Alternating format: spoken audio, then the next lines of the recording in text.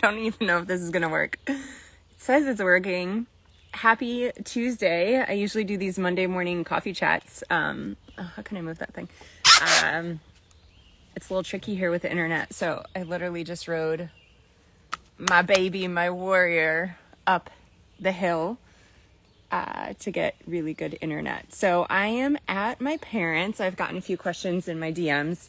Where am I? What is this place? This is where Audrey. Hi, Audrey. This is where I grew up. We started coming here when I was 14. It is like the middle of nowhere. So up until a few years ago, to call someone down the road, you only had to dial the last 4 numbers of their phone number. Like, that's how remote this is. This is my dad's property. I'll do like a time-lapse video to show you guys the hill that we go down or the hill that we come up. This is like where their mailbox is. This is where you have to take your garbage. We're right on the Allegheny River. It is so, so, so beautiful. I mean, you can hear the birds. This has been like the most needed nature immersion, and it got me thinking about macro versus micro. And I want to pull this into an event that I went to recently. So macro versus micro.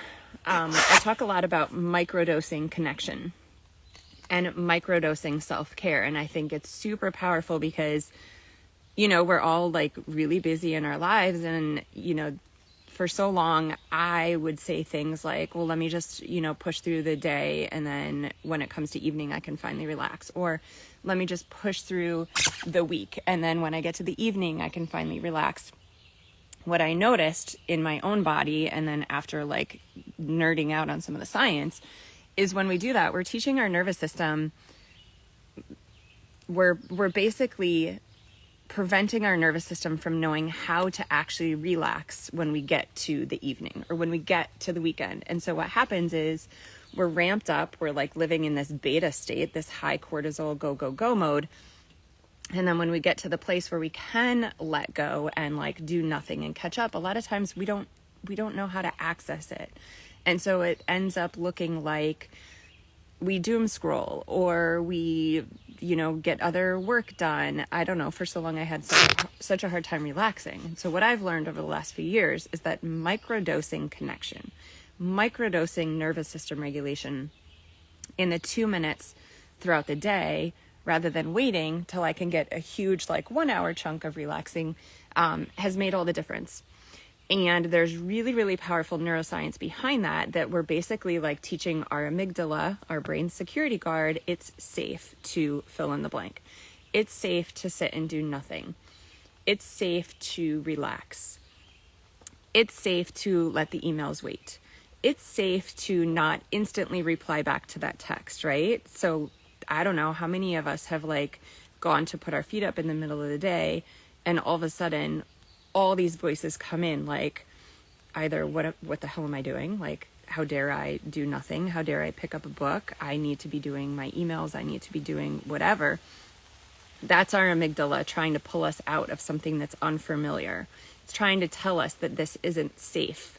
It basically ramps up a physiological reaction as if our survival is threatened, when it's quite the opposite. This is like one of the best things that we can do for ourselves. Let me get cozy here. And so every time that we microdose these moments of connection, every time we grab a book instead of our phone, I love a book. I say it's the anchor tool to connection, because when you don't know how to sit yet and just relax, a book is like, here, read this. And while you're reading the book, you're engaging certain eye movements that literally calm your brain and nervous system down. So you're like giving your nervous system, you're giving your body, you're giving your amygdala little hits of like, this is what it feels like to relax. This is what it feels like to come home to yourself. And in doing that, you're training a muscle that for a lot of us, we haven't really trained before. And so it becomes easier to find our center. I love to use the word alignment. It becomes easier to find our alignment in the moments of chaos. What does that mean? It means you're always going to find your center, your default state. And if your default state is like chaos or stress or anxiety, when you experience moments of joy, fun, play, laughter, you will find yourself back in stress and anxiety. It's like you've trained your nervous system to find it. What's really cool, I'm going to go by Auntie Mel, see you when you come down. Okay. What's really cool is you can retrain your default center. You can train it to joy, happiness, play. And so when life gets crazy and you get pulled out of alignment, you know how to get back to your default state in minutes. And so microdosing is super powerful. I don't mean microdosing plant medicine or anything else. I mean microdosing these states of joy and calm throughout our day. But this has been a macro dose and a big dose. And so, I think summer is such a great time to recognize that we have usually more opportunities for the macro, the big experiences where we get out of the box, we get out of the container, we get out of our normal, daily tasks, whether it's like a vacation or a change in location.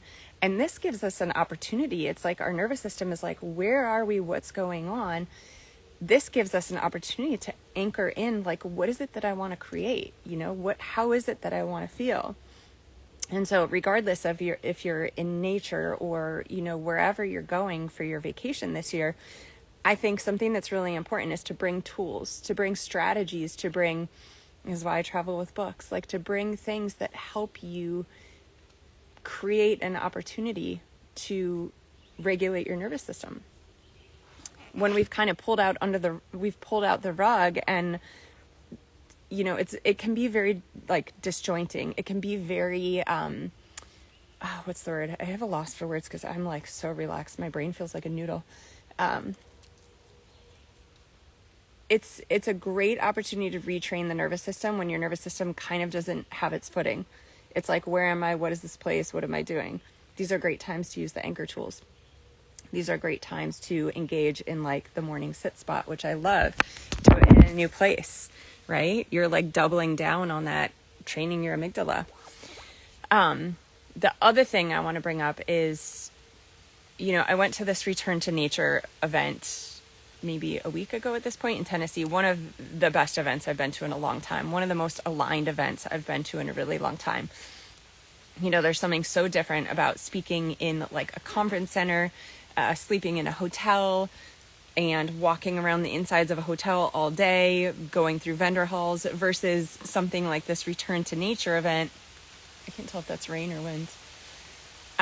Where we were like immersed in a quarry and waterfalls and just beautiful nature all around us for in between, all the little lectures and events. And I've been learning a lot still from that community, and I downloaded this really cool app. I think you guys have seen it in my stories.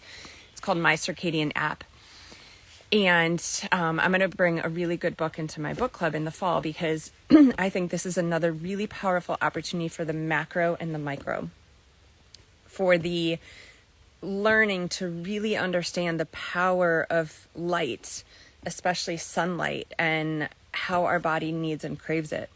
The power to understand the negative effects of our indoor lighting in our home and how that impacts sleep, circadian rhythm, heart rate variability.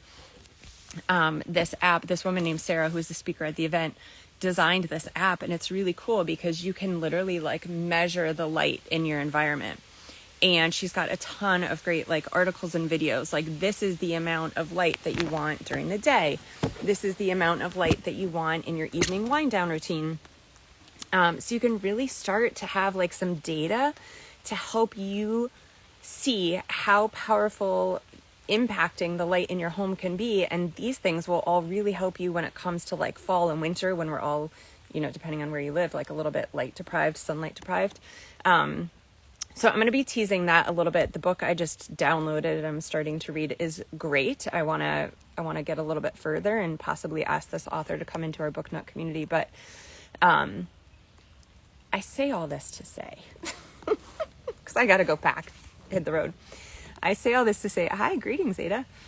I need this today. Thank you. Yes, you're so welcome. Have fun if you go on vacation this year.